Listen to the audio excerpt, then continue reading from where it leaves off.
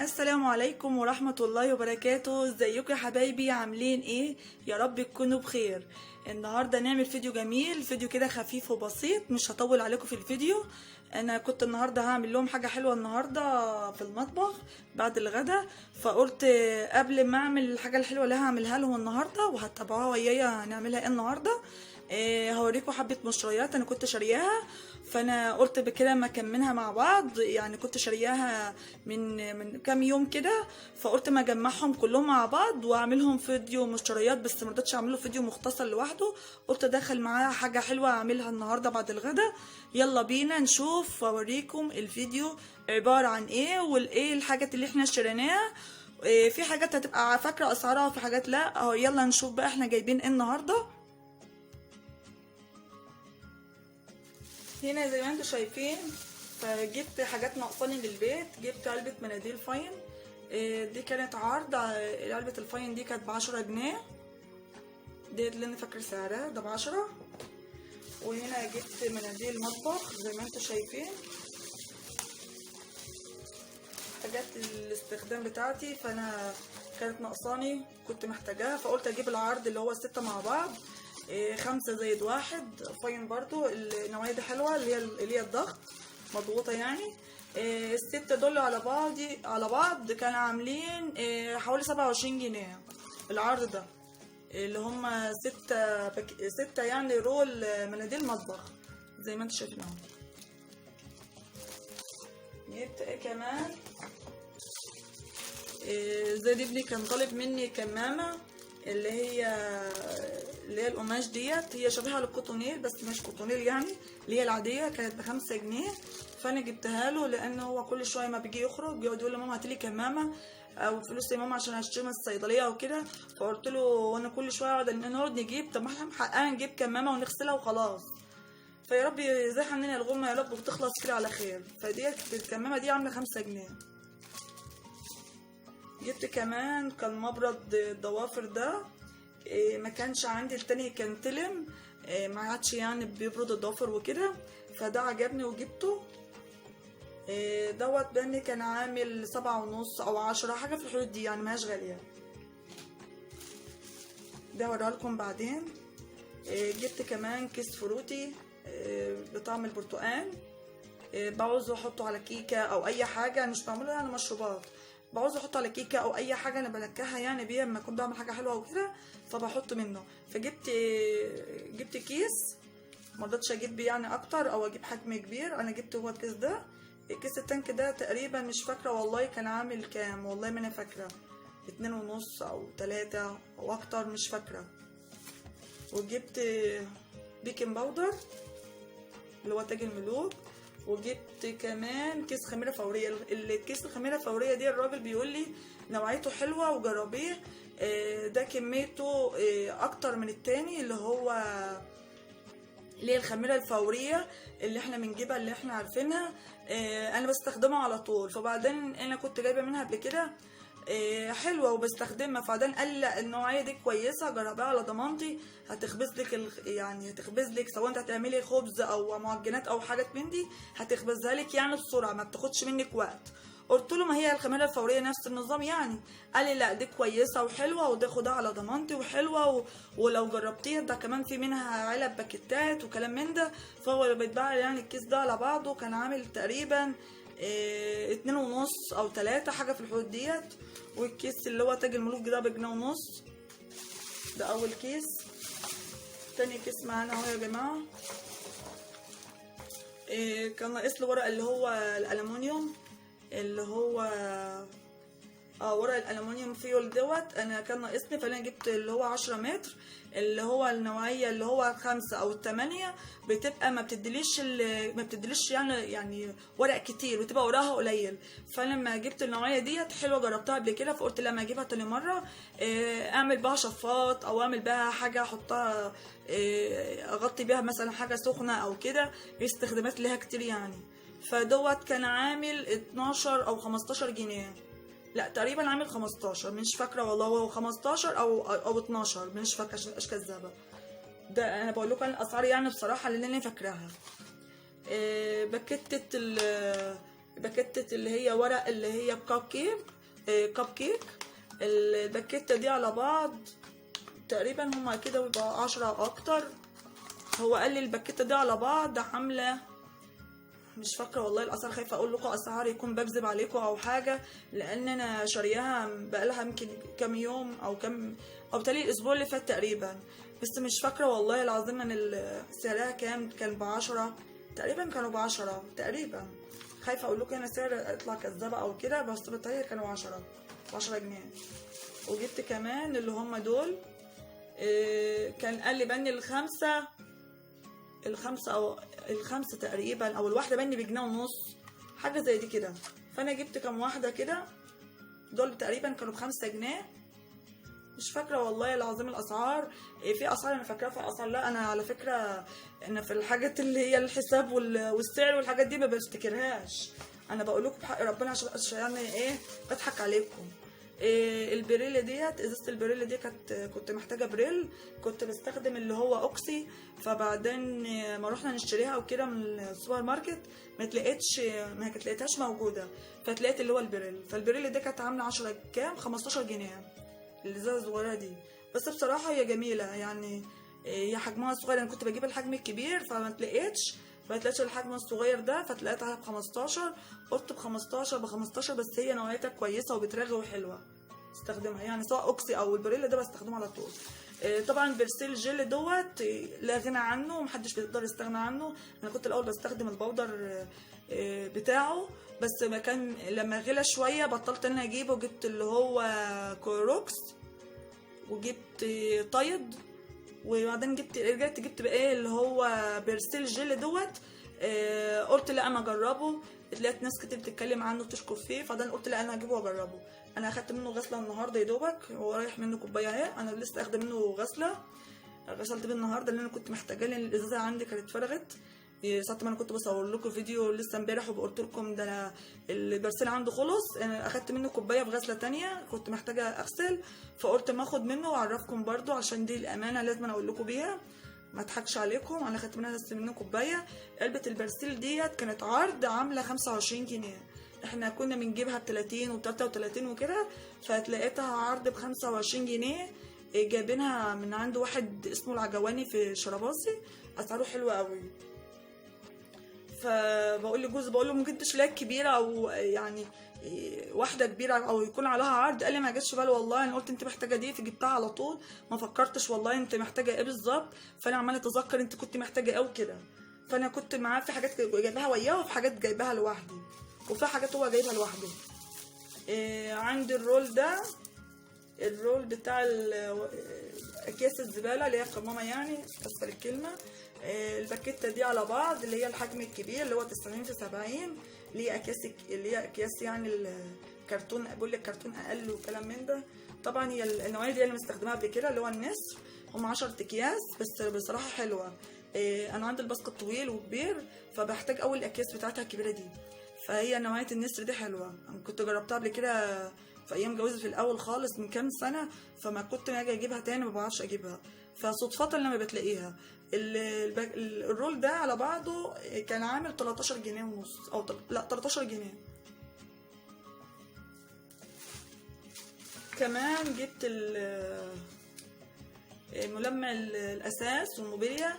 العلبه دي كنت شارياها ب17 جنيه ملمع الاساس، جميله جدا برضو، سواء دي او النوعيه التانية اللي هي حجم كده صغير كده مش فاكره والله اسمه، كنت بجيبه. بس النوعيه التانية كانت اغلى شويه، بان كانت عامله 27 او حاجه او 25، لكن دي طلعتها ب17 جنيه. فجبتها على طول، قلت لا انا بستخدمها برضو، ساعات بتلاقي دي وساعات بتلاقي دي على حسب يعني اللي بتلاقيه بجيبه. كل حاجه بتستخدم يعني مفيش حاجه تقول لا. وكمان كنت محتاجه كمان لوفه للاطباق دي ب5 جنيه جبتها. وكمان كنت نفسي اجيب والله عرض اللي هي كمان الكبيره بس لقيتها غاليه، كانت عامله اللي هما ال6 على بعض كان عامله 37 جنيه. قلت له لا انا عايزه الصغيره، قال لي الصغيره ديت عامله 13 جنيه، فجبتها على طول. كده خلصنا. وبعدين حاجه حلوه قوي اللي سايباها في الاخر اوريها لكم، ديت وانا كنت خارجه وكده، فعجبني النضاره، فعماله كل شويه اقول ايه محتاجه نضاره، النضاره بتاعتي القديمه اتكسرت. فبعدين قلت لا انا هجيب لي نضاره. فجوزي قال لي انت هتجيبيها؟ قلت له اه بس انا مش هجيبها من الرخيصه، انا هجيبها من النوعيه الحلوه. فجبت النضاره الجميله زي ما انتم شايفينها كده اهي، دي ايدها صح بصراحه هي رقيقه وجميله جدا. النضاره دي بقى فزروا بكام؟ انا سالت بجميع المحلات بصراحه وشوفوا عليها ختمه بس مش عارفه كده مكتوب عليها ايه. زي ما انتم شايفين الختم بتاعها، بس انا مش عارفه بقى، مش عارفه في الانجليزي ولا الحاجات ديت. وهنا برضك مختومه اهي برضو، والله انا اول ما اشوف الختمه ده وياكم اهو. هي نوعيه حلوه مش وحشه. بره في المحلات سالت عليها عامله 225 جنيه، واحد تاني قال لي 300 جنيه. قلت له بجد؟ انت سايباها وماشيه. فبعدين الراجل دوت تعرف انا جبتها بقى منين؟ انا جبتها من واحد واقف في الشارع، واقف بستاند كده. فبعدين جوزي قعد يقول لي انت هتجيب، قلت له عايزه اجيب نضاره كويسه، قلت له اه. فانا هسال هشوف. فصراحه لفت عنده نضارات كتير جدا جميله، اللي هي المرايات وحاجات كتير قوي. فانا بيليق على وشي النضارات اللي هي الكبيره الواسعه ديت، بتليق عليا. فبعدين قلت لا انا ايه هجيبها. فقستها عليا 3 عجباني، قلت لا انا هجيبها، غاليه بس هجيبها. اتلاقيت بس سعرها عامله كام؟ عامله 125 جنيه النضاره الجميله ده. فانا قلت لا انا هجيبك بس تنزل لي بسعرها. قال لا والله مدام بس عشان وقفتنا في الشمس وطبعا انت هتقولي لي عشان مش واقف في محل، وانا في المحل والله هبيعها لك باكتر، انت هتنزلي يعني عشان 10 جنيه او 5 جنيه. قلت له لا انزل لي فيها، هي ماهيش يعني غاليه للدرجه دي. المهم انا قلت له كده يعني. قال لي لا، قال لي ده سعرها والله غاليه، روح اسالي بس عليها المحلات ديت والله العظيم انا بحرق اسعار، بس روح اسالي بس عليها بره هتلاقي الاسعار غاليه في المحلات، لكن انا عندي والله ببيعها رخيصه. قلت له بقول لك انت تقعد كل شويه تقول، كل ما اروح لحد يقعد يقول لي الكلام ده عشان احنا فرشين في الشارع يعني ايه يعني؟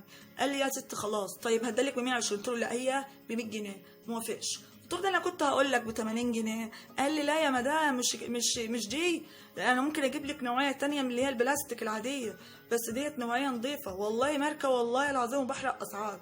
قلت له طب يا سيدي. في الاخر رست على كام؟ على 100 جنيه. اديتها له من معايا، قام جوزها مطلع له 10 جنيه. قلت له حرام عليك، قال بص ال 10 ولا 20 راح تدي له 10 جنيه. قال لي يا ست ايه ده رزقهم، ده رزقهم، هو ربنا موسع له رزقه يعني ربنا موقفه الوقفه ديت عشان ربنا يرزقه برزق كويس عشان يقدر ايه نكف حاجته وان هو يجيب طلبات لبيته وكده. انت هتقف في فصل في 10 جنيه. قلت له بس برضه كان بيبقوا ناس يعني بيستغلوا الناس. قال لي لا يا ست سيبيهم يا ستي، هو رزقه ان هو ياخد ال 10 جنيه يعني 110. فوافق الراجل والله وفرح. فقام رايح جايب لي الجراب ده. قال لي ده انا هحط لك في جراب كويس. قلت له فين الجراب؟ قال لي الجراب ده. قلت له هو ده الجراب؟ قال لي على فكره ده الجراب اللي انت بتتكلمي عنه اللي يتحط في النضاره لو بتاخدها في محل هيجيب لك الجراب ويحسب لك ثمنها، يعني الجراب هيطلع لك كام؟ 30 جنيه، يعني يوم ما اجي ابيعها لك ب 150 جنيه. قلت له ليه؟ قال لي لا والله العظيم هبيعها ل 150 جنيه لو جايب لي الجراب حلو. بس ديت بصراحه طلعت جرابها حلو يعني ما هوش وحش. انا عندي صراحه عندي جرابات كتير اللي هي النظيفه، بحط النضاره دي احافظ عليها واحطها فيها.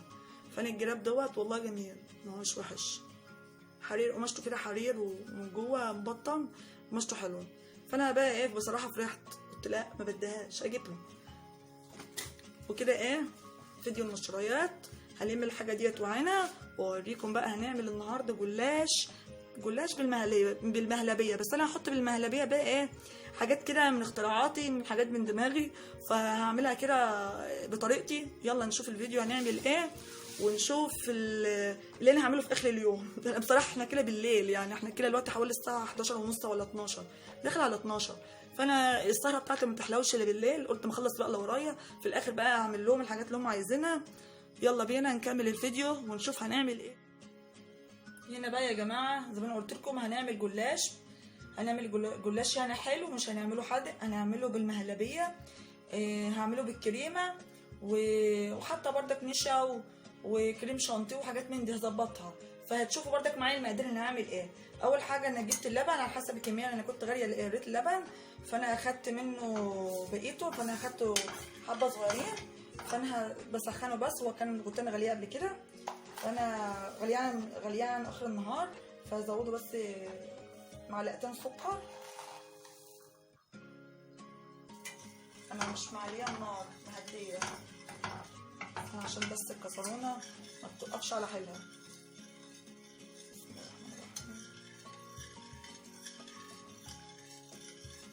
هنا اهو جايبه، قلت مقلب معلقتين سكر.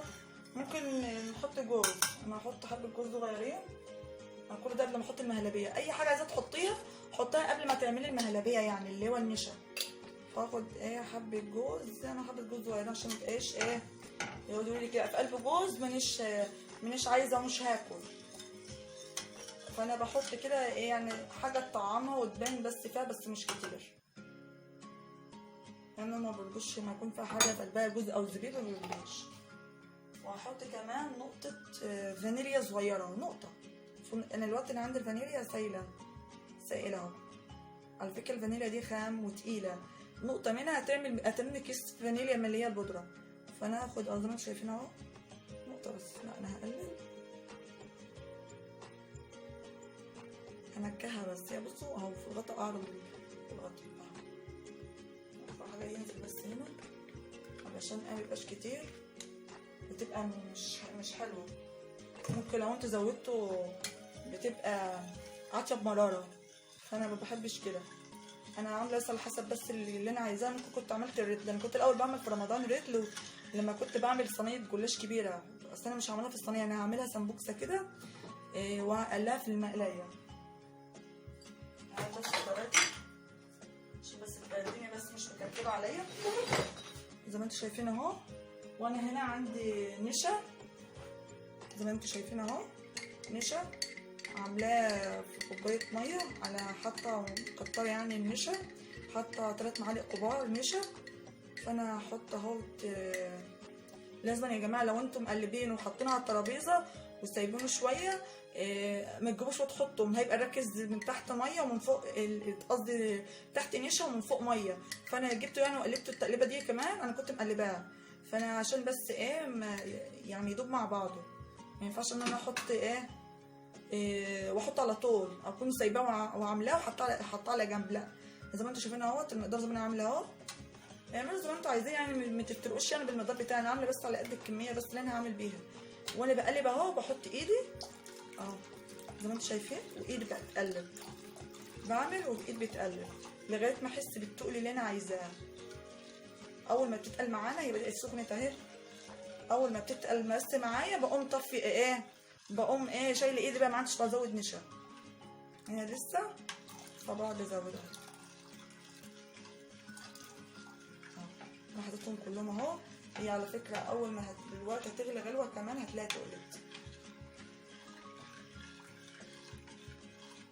يا ريت صوتي يكون واضح يا جماعه عشان ما حدش يقول لي صوتك واطي. الصوت واضح ولا لا؟ اهو. احط كمان كريمه لباني. طبعا الكريمه اللباني يا جماعه لما انتوا بتحطوها مع النشا ما بتتقلش، ما تبقاش جمد، ما بتخليش المهلبيه يعني تجمد، لا هي بتبقى حلوه.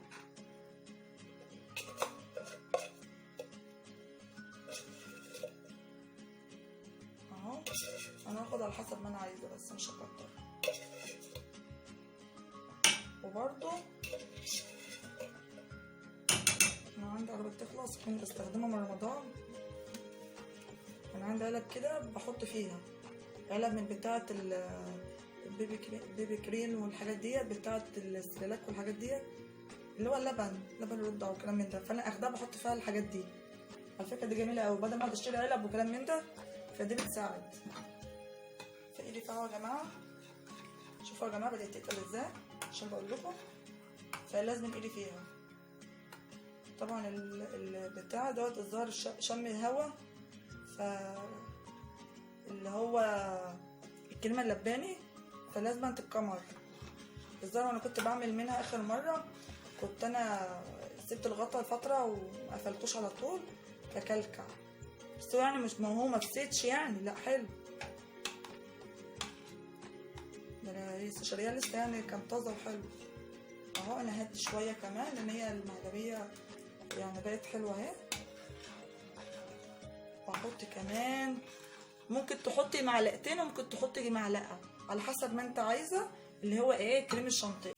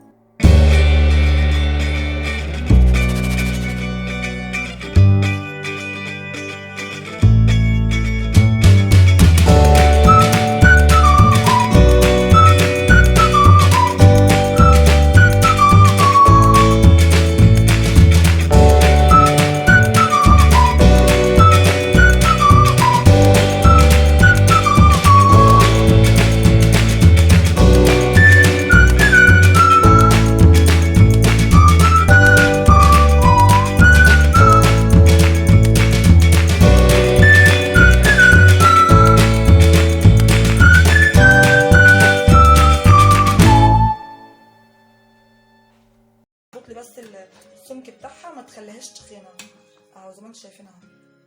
شوفوا سايده ازاي، وده في وقت ما تبرد هتتقل. فانا ايه مش هستخدمها على طول زي ما انتم شايفين اهو. هي بدأت تغلي معايا، مش عايزاها تتلسع من تحت. خدوا بالكم يا جماعه لا تكون تتلسع هنا يا جماعه. زي ما انتم شايفين اهوت، انا كده جبت الجلاش اهو نوعيته اهو، دي النوعيه بتاعته زي ما انتم شايفين. فانا هشوف كده انا على حسب ما انا عايزه واوريكم انا هعمل ايه. طبعا انتوا شفتوا انا عملت المهلبيه بتاعتي اللي انتوا شايفينها اهو. اوريكم اهو التقل بتاعها زي ما انتم شايفين. عشان هي لكم هتجمد، انا سبتها بس تبرد عشان بس اعرف ان انا اقدر الفها واستخدمها. زي ما انتم شايفين اهو، اقلبها بس كده اهو عشان لو لسه فيها دفء. هي لسه سخنه شويه، دفيها بسيط يعني عشان بس اقدر استخدمها. وانا مش مسكراها علشان لسه هسقيها بشربات، يعني انا هطلعها من الزيت وهحطها بشربات. فانا عامله السكر يعني هادي خالص عشان يبقى حلو. زي ما انتم شايفين اهو معايا. انا مش عايزه ان انا ما يكونش انتوا شايفين انا بعمل ايه. انا حاولت على قد ما اقدر كده ابين لكم الصوره واضحه اهو. ممكن بس انا عايزه كده علشان اوريكم بس. انتوا هتشوفوا وهتتابعوا معايا. انا كده جايباه بطوله زي ما انتوا شايفين اهو. بسلك يعني يعني بخليه يعني ان هو ما يكونش باخدش واحده.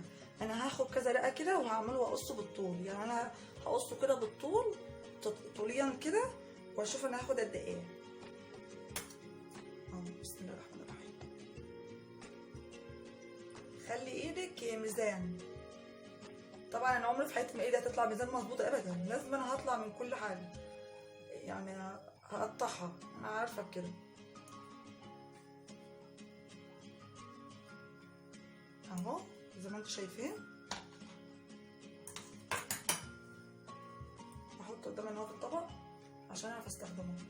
طبعا لو هي النوعيه التانيه في اللي هي الورق، يعني الجلاش اللي هي الورق بتاعتها مش كيس ورق. طبعا اللي انا عاملاه دوت هتلاقيه شويه كده تلاقيه نشف. فالنوعيه ديت بصراحه حلوه، فبتفضل طريه ما بتنشفش يعني منك وانت بتستخدميها حتى لو انتش مغطيها بفوطه. التانيه كنت انا بغطيها بفوطه.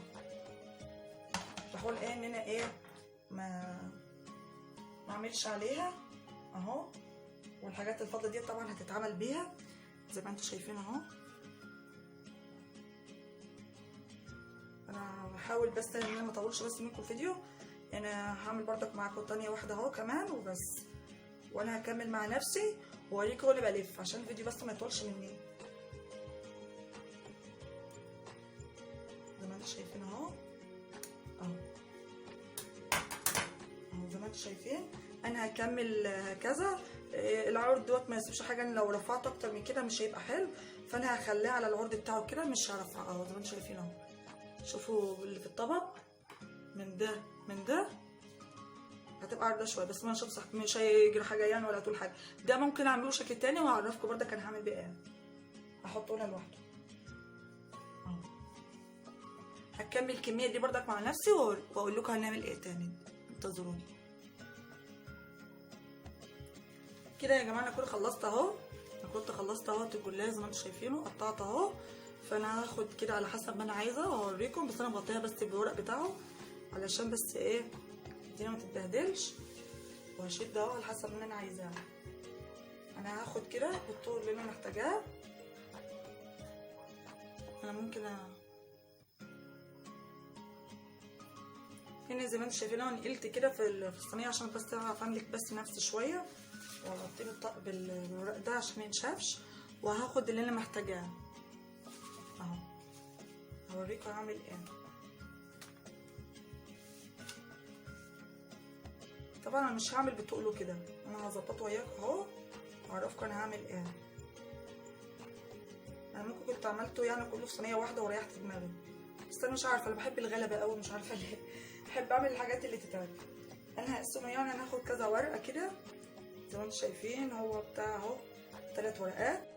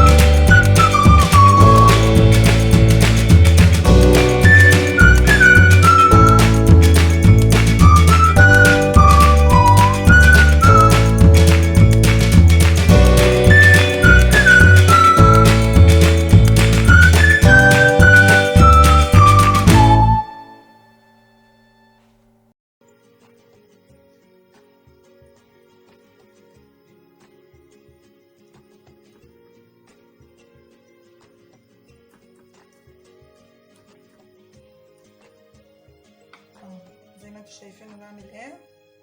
انا عجبتها بس سمنه، ممكن زبده ممكن زيت على حسب ما انت عايزه، بس اظبطها بس اهو. بعدين اجي كده وبعدين كده اهو زي ما انتوا شايفين. انا كده برضه سمنه من بره اهي اهو، مفيش فيها حاجه. نجيب غيره باخد على حسب بس ما انا عايزه، والباقي بشيله.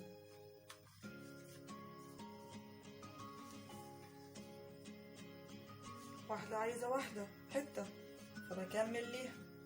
شفتوا بقى الحتت المقطعه بنعوزها ازاي؟ زي ما انتوا شايفين اهو. هنيجي اهو عند الطرف من فوق من بره بعملها كده زي ما انتوا شايفين اهو اهو. بنيجي كده ماشي يا جماعه، وبعدين بجيبها كده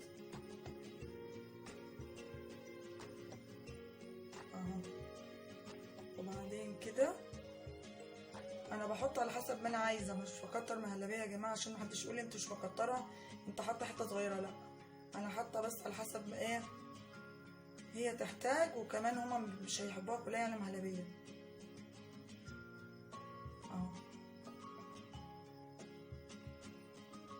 فانا هاجي بقى عند الحته ديت احنا هنقفل. انتوا شايفين هغرقها بالسمنه عشان ديت الحته دي مقطعه اهو زي ما انتوا شايفين اهو. فباجي بقى هنا زي ما انتوا شايفين اهو. نقطة بس اقربها لكم عشان ايه نشوف فيها الورق المقطع ده. ممكن فاتحينه كده اهو زي الجراب وندخلها جوه. طبعا هي مقطوعة من الجهة التانية بس ما يسيبش، هتتظبط وتبقى كويس اهي زي ما انتوا شايفين. مفيش احسن من كده. السمبوكسه دي ولا مش سمبوكسه؟ اي انا بقالي زمان ما عملتهاش، فايدي لسه مش اخده عليها كمان من زمان ما عملتهاش وكده. فديت بقى انا هظبطها عشان هي بتقع اهي. جميله جميله جميله، ولا احسن من كده والله ما هتفك، لان انا مغرقه سمنه كمان حتى كمان في زيت. على فكره ممكن تعملوها وتحطوها تحت الشوايه، يعني مش ضروري زيت، مش ضروري قصدي مقلايه، تحطها تحت المقلايه تحت الشوايه وتعملوها. انا كنت بعمل كده الاول. هنا ايه لقيتها ورقتين، فجيت قلت بقى ايه اجيب الورق المقطع واحطه في النص. مش هتقول لا، هتقول لا ايه ليه؟ اهي استخدمت جيش قالك اتصرف اهو. واحده تقول لي ايه مش حاطه على كل ورقه سمنه ليه، ولا عكايه سمنه ولا زيت ليه؟ يا بنتي لا كفايه، الدنيا حر وبعدين الواحد مش ناقص، احنا عايزين نتخن عايزين زيوت وسمنه. انا بعمل بس اللي انا ايه شايفاه يتعمل. حتى والله في الصينيه لما كنت بعملها صينيه ما بعملش كل ورقه عليها سمنه، لا بين 6 ورقات ولا 7 ورقات وبحط وبكترش. كتر الزيوت يعني مش عداله اهو. وهنيجي الحته اللي تحت ده نحاول نستيس عليها بالراحه كده اهو وندخلها على قد ما نقدر، ما عرفناش نتنال بره اهي. والله ما هتقول لا، انا كمان ايه بعمل بالراحه وبسيس عليها خايفه تتقطع مني اهو اهي. والله طلعت تحفه يا جماله يا جماله، حركاته يا تكاته اهو. انا شيف ولا مش شيف والله. انا زي ما انتم شايفين اهو يا جماعه، انا كده حمرت في الزيت اقلبي اهو، مفتش ولا حاجة. انا حاطة حبة زيت او حبة سمنة على زبدة عشان ايه يبقى طعمه حلو. نقلب في الكلام اهو.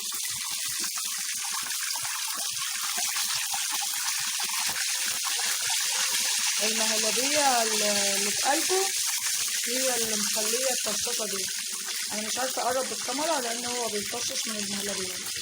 في الفتحات اللي انا عاملاها مش السبوكه الثانيه هي بتطلع منها. على فكره هو بيتحمر بسرعه ومبياخدش وقت زي ما انتم شايفين اهو. اللي بس بصور بايد واحده فمش مالكه. انا بوريكم بس شكله اهو.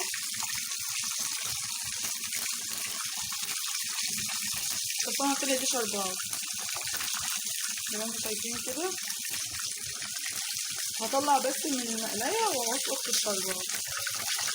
ده سخن هو بارد. انا مش هستنى يعني يتحمر بسرعه اهو اهو. وهسقط الشربات على طول زي ما انتم شايفين اهو اهو. بجد بتفكرني بالطعميه. بتفكرني وانا بقلب طعميه زي ما انتم شايفين اهو.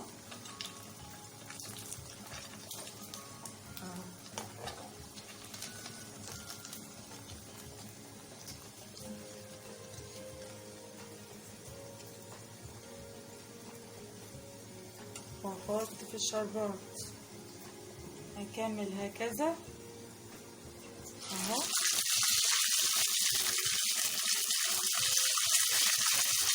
كده بنترافق بعضه.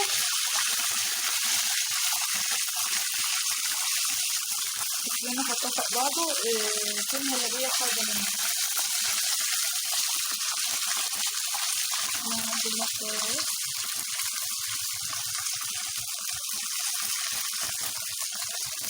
وحط المصفى اهو. خلي بالكوا يا جماعة ان هو بيتحمر بسرعة مبياخدش وقت زي ما انتوا شايفين اهو. ومجرد ما بحط تلاقي ده سخن بيتحمر بسرعة. انا مستجرة ان انا اقرب الكاميرا اكتر من كده لان هو السخونية طالعة على الكاميرا عشان متسخنش التليفون او الكاميرا اللي انت بتصوري بيها.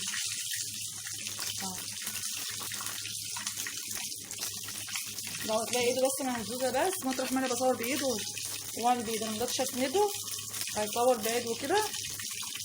قلت اوريكم انا بعمل ايه.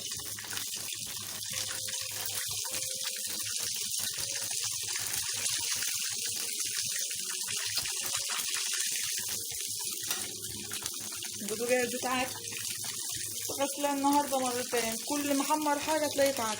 حمرت بتاع سمك هتلاقي النهارده سمك سيوف بتاعك. وغسلاه قبلها كنت بعمل غلي لبن اللبن طاف. قلت ايه شغلانه النهارده دي. المره الثالثه والله ما هغسله بقى. انا هطوقه بس من بعيد. انا مش هحب ان انا هنام واسيبه كده هتضايق قوي. لو انا هسيبه كده هصحى الصبح كده مخنوقه قوي لان انا في حاجه مش نظيفه سايباها في المطبخ. بحب انام وكل حاجه نظيفه.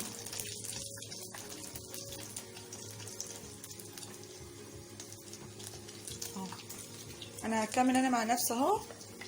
احمر اللي بيتحمر ده هعلي بس النار بس حاجه بسيطه تكون اهدى واقوم ايه مخلصه واوريكم الشكل النهائي بتاعه.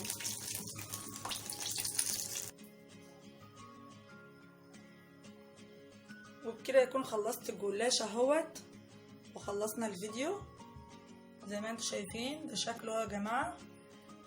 ده الطويل زي ما انا قايله لكم اهو عاملاه رول كبير. ودوت عاملاه سمبوكسه زي ما انتم شايفين اهو. مفكش من بعضه ولا حاجه. ده شكله اهو يا جماعه زي ما انتم شايفين اهو.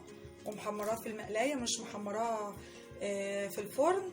لو انتوا حابين تعملوها في الفرن ممكن ترصوها في صينيه تيفال او صينيه عاديه، بس ترشوها تدهنوها يعني سمنه او نقطه زيت لو انت مش عايزاها سمنه يعني، وتدهني بردك الوش بتاعها وتحطها تحت الشوايه وتقلبيها على الجنبين، ما تتحمر اقليها الجهه التانيه هتلاقيها بردك تبقى حلوه.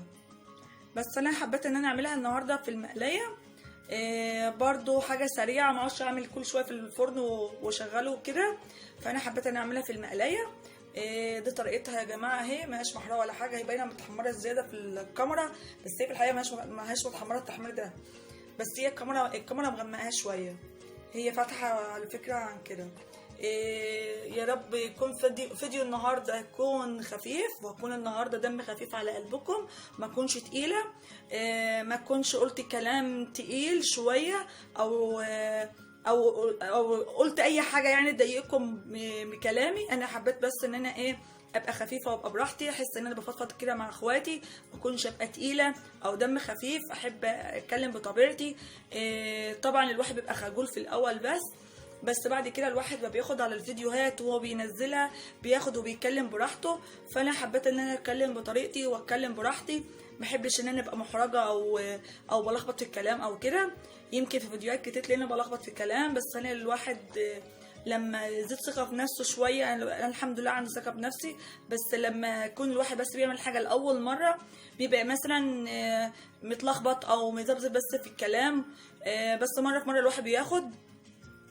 واشكركم على تعليقاتكم الحلوه على اخر فيديو انا نزلته لكم، وتابعوني على كل فيديو جديد انا بنزله، وحمسوني وشجعوني عشان انزل لكم كل يوم فيديو، ما اكسلش كده وابقى كسوله وانزل لكم كل اسبوع فيديوهين او 3، لا اخليكم تشجعوني، اكتبوا لي كومنتات حلوه وحطوا له لايك كتير واعملوا لي اشتراك وتابعوا الفيديو للاخر يا جماعه. مش عايز الفيديو انك تتابعوا بين حاجات مختصره، لا حاولوا انك تشوفوا الفيديو، افتحيه وشوفيه على اخره، هتلاقيه فيه حاجات كتير جدا في اخر الفيديو، زي ما انا بنصحكم في اول الفيديو هتشوفوا بردك معلومات وحاجات جميله جدا هتعجبكم في اخر الفيديو. نفسي انك تتابعوه للاخر. يا ريت تدعموني وتشجعوني، مش عايزه ان انا ابقى كسوله وما نزلش كل يوم فيديوهات، ويا رب فيديو النهارده ما يكونش طالع عليكم وما يكونش ان انا ابقى تقيله، ابقى خفيفه بالنسبه لكم. لو انا تقيله في كلامي او باسلوبي او بطريقتي اكتبوا لي في الكومنتات وانا هبطل طريقتي، لو انا يعني تقيله في كلامي او بضحكش او بتكلمش بطريقه كويسه كلموني واكتبوا لي في الكومنتات. عايز تعليقاتكم الحلوه على كلامي او فيديوهاتي اللي انا بنزلها، اي مقترحات انتوا نفسكم ان انا اقدمها بطريقه معينه، او اعمل ايه وما اعملش ايه الحاجه المفيده ان انا اقدمها وايه لا ما اعملش ديت اصلا ده غلط. حاولوا اكتبوا لي الحاجات دي في الكومنتات، انا ما بتضايقش من اي حد، انا بحب اتكلم بصراحه وما بتضايقش من صراحه اي حد، انا باخد براي اي ناس سواء مفيده بالنسبه لي وانا شايفاها بالنسبه لي صح، انا هاخد برايكم واستفاد برضك من الكلام. واشوفكم في فيديو جديد، والسلام عليكم ورحمه الله وبركاته. متنسيش تحط لايك